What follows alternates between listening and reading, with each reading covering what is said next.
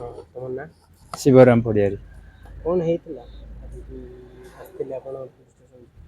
କାଲି ରାତି 8:30 ପରେ ଭିତରେ କାଲି ରବି ସିଂ ଡକେଇଥିଲା ଗୋଟେ ପିଲାଙ୍କ ହାତରେ। ସେ ମୁଁ ଜଷ୍ଟ ସାଙ୍ଗେ ସାଙ୍ଗେ ଗଲି ଯିବା ଭିତରେ କୋଉଠି ରଖିଥିଲେ?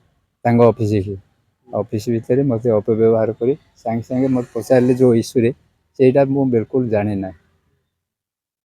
ଉତ୍ତ୍ୟକ୍ତ ହୋଇକରି ମୋତେ ବେଶୀ ଅପବ୍ୟବହାର କରିବା ଭିତରେ ମୁଁ ଜାଣିନି ଆଉ ଯାଉଛି ଆଜ୍ଞା ବୋଲି କହି ବାହାରି ଆସିଲା ଆସିକି ମୋତେ ଆଟାକ୍ କଲା।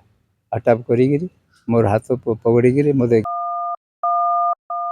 ପାତ ବୁଝେଇକରି ମୋତେ ମାରପିଟ କରିଛି। ହଁ ଯେ ଆପଣଙ୍କର କଣ ଦୁଶ୍ମନ ଥିଲା କି? ନାଇଁ ସେ ସବୁ କିଛି ନାହିଁ। କେଉଁ ଅଫିସକୁ ଡାକିଥିଲେ ଆପଣଙ୍କୁ? ତାର ଅଫିସ ତାଙ୍କର ଅଫିସ କି କୋଉଠି ଅଛନ୍ତି? ତା ଘର ଅଫିସ କି ଆଉ ବିପିନ ଛକ। ବିଟିଏମ ଛକ। କଣ କହିବେ ମୁଁ ବୋଲି ଭାବେ ଆପଣଙ୍କ ନାଁରେ ଗୋଟେ ଅଭିଯୋଗ ଆଣୁଛନ୍ତି କହୁଛନ୍ତି ଯେ କାଲି ରାତିରେ ମାରପିଟ ହେଇଛି ବୋଲି କହୁଛନ୍ତି ସେ ବିଷୟରେ କଣ କହିବେ? ମୁଁ ତ ଅବଶ୍ୟ ଜାଣିନି ମାରପିଟ କଥା। ଆଉ ଆଜି ପର୍ଯ୍ୟନ୍ତ ବୋଧେ ଆପଣମାନେ ଥିବା ଅବସ୍ଥାରେ କେବେ ରେକର୍ଡ ନଥିବ ରବି ସିଂ କାହା ସହିତ ମାରପିଟ କରିଛି। ଏଇଟା ଶୁଣିଲା ବେଳକୁ ତ ହସ ଲାଗୁଛି। ହଁ ସେଭଳି କିଛି ନାହିଁ ବହୁତ ଲୋକ ଅଛନ୍ତି ଯେହେତୁ ଆମେ ବର୍ତ୍ତମାନ ବିଜୁ ଜନତା ଦଳର ସଭାପତି ହିସାବରେ ଝାରସୁଗୁଡ଼ାରେ ଅଛୁ ଏବଂ ବିଜୁ ଜନତା ଦଳ ଜିତୁଛି ଏବଂ ଓଡ଼ିଶାରେ ବିଜୁ ଜନତା ଦଳ ସରକାର କରିବ। ସେଭଳି କିଛି ମୁଷ୍ଟିମେୟ ବ୍ୟକ୍ତି ଅଛନ୍ତି କାହାକୁ ଶିଖେଇକି ମିଛ ସତ କହିକି ଏମିତି କରୁଥିବେ ସେ ତେଣୁ ସେଭଳି କୌଣସି ପ୍ରକାର ଘଟଣା ଘଟି ନାହିଁ।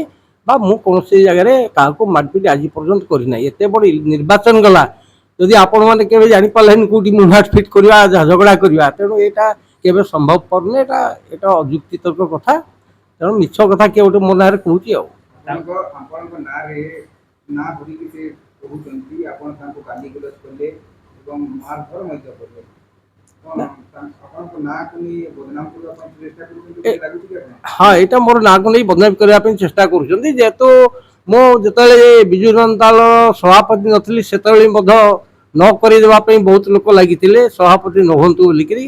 ତେଣୁ ସେଇଭଳି କିଛି ଗୋଟେ ଚାଲ ଚାଲିଥିବ ଏଠି ବହୁତ ପ୍ରକାର ଲୋକ ଅଛନ୍ତି ଆଜ୍ଞା ସମସ୍ତେ ତ ଆମ ନିଜର ଲୋକ ନୁହନ୍ତି। ଏଠି ବିଭିନ୍ନ ଦଳର ଲୋକ ଅଛନ୍ତି ତେଣୁ ଏଇଟା ମିଛ ଗୋଟେ ରଟନା କରୁଛନ୍ତି ମୋତେ ବଦନାମ କରିବା ପାଇଁ ଆଉ। ତାଙ୍କ କହିବା ଅନୁସାରେ ଆପଣ ତାଙ୍କୁ ଡାକିଥିଲେ ଅଫିସକୁ 8 ବଜେ କଣ ପାଇଁ? ନା ମୁଁ ଅବଶ୍ୟ କିଛି ଲେଡିସ୍ ଆସିଥିଲେ ମୋର ପାଖେ ଏଠି ବସିଥିଲେ ଗୋଟେ ଦୋକାନର ଇସ୍ୟୁ ଥିଲା ଯେ ସେ ଲୋକମାନଙ୍କୁ ମୁଁ ଡାକିଥିଲି ତାଙ୍କୁ ତ ବହୁତ କଥା ବୁଝେଇକି କହିଦେଲି ଯେ ତାଙ୍କ ଦୋକାନ ଯଦି ତମେ ନେଇଛ ତାଙ୍କୁ ପଇସା ପତ୍ର ତମର ତ ଦେଇନ ତାଙ୍କୁ ଦେଇଦିଅ ପଇସା ପତ୍ର ଆଇଦର ସେ ଦୋକାନ ଯଦି ତମେ ନବ ତାକୁ ଛାଡି ଦିଅ ସେମାନେ କରିବେ ଏଇ କଥା କହିଥିଲେ ଆମର ଝଗଡା ଜିନିଷ ଏଠି ବହୁତ ଲୋକ ଥିଲେ ସେ ଲେଡିସ୍ ମାନେ ବି ଥିଲେ ଏବଂ ଆଉ ବାହାର ଭଦ୍ରଲୋକ 2-4 ଜଣ ଥିଲେ ସେଥିରେ ତ କୌଣସି ପ୍ରକାର ଝଗଡା ଝିଞ୍ଝଟ ହେଇନି ବା ତାଙ୍କୁ କୌଣସି କଥା କୁହାଯାଇନି ତାକୁ ଗୋଟେ ଇସ୍ୟୁ କରାଯାଉଛି ମୁଁ ଯାହା ଅନୁମାନ କରୁଛି ଗୋଟେ ଇସ୍ୟୁ କରାଯାଉଛି।